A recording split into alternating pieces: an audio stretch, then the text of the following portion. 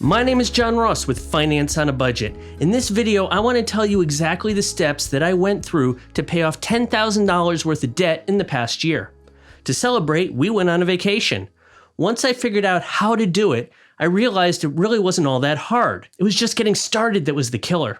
Watch this video to the end and you'll find out that you can do it too. Be sure to like this video, subscribe, and ring the notification bell. One of the most important things you need to be aware of when you're planning your finances is managing your debts.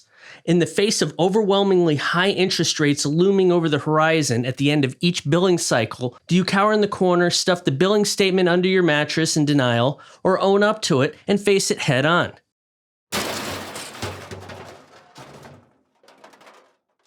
Here's the thing, you're likely already buried under a mountain of bills stacked up on your desk. So why not go through them one by one and start paying down the high interest debts? For instance, you can start with store credit cards under $500 and go from there. Anything above the minimum payment will help. While you're at it, you should hold yourself back from adding anything else to that growing mountain of debt. Go to a cheaper grocery store, buy ramen noodles for a month. Do whatever it takes to follow the golden rule of getting out of debt. Not acquiring new debt. And this includes interest fees, bounce fees, and just because it's Thursday fees. This next tip is insanity, but it was exactly how I got started. Once you're absolutely committed to getting out of debt, you can then trust yourself to take out a loan to give yourself a little bit of a helping hand. Personally, I took out a $12,000 personal loan at 15%. At first, it seemed like the worst idea in the world.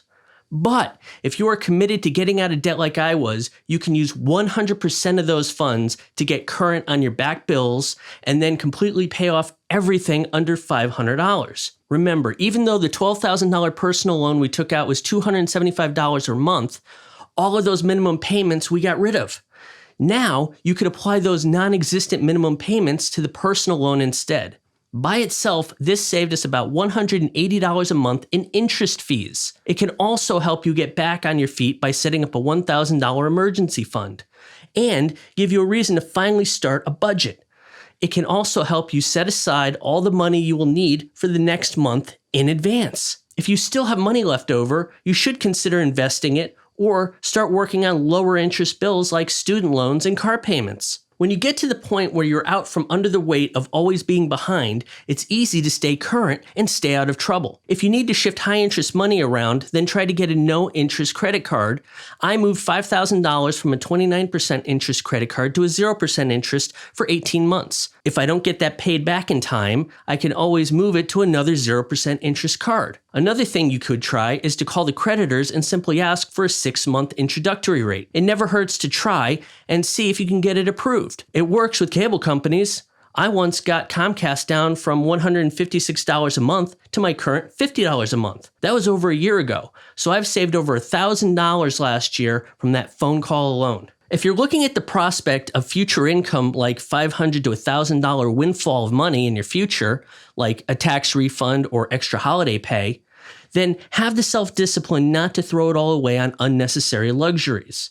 Use it to get out of debt first. The goal in acquiring funds is so that they can be used to pay off anything under $500 and over 20% interest. The idea is to remove the high interest by any means necessary first to make things easier on your wallet. To help you keep track of your finances, I highly recommend not only a budget that's planned out in advance, but also that you use an envelope system. That's when you actually assign every dollar to a specific task and put it away until you need it.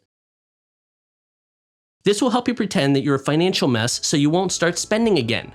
But in the back of your mind, you'll know you're doing just fine.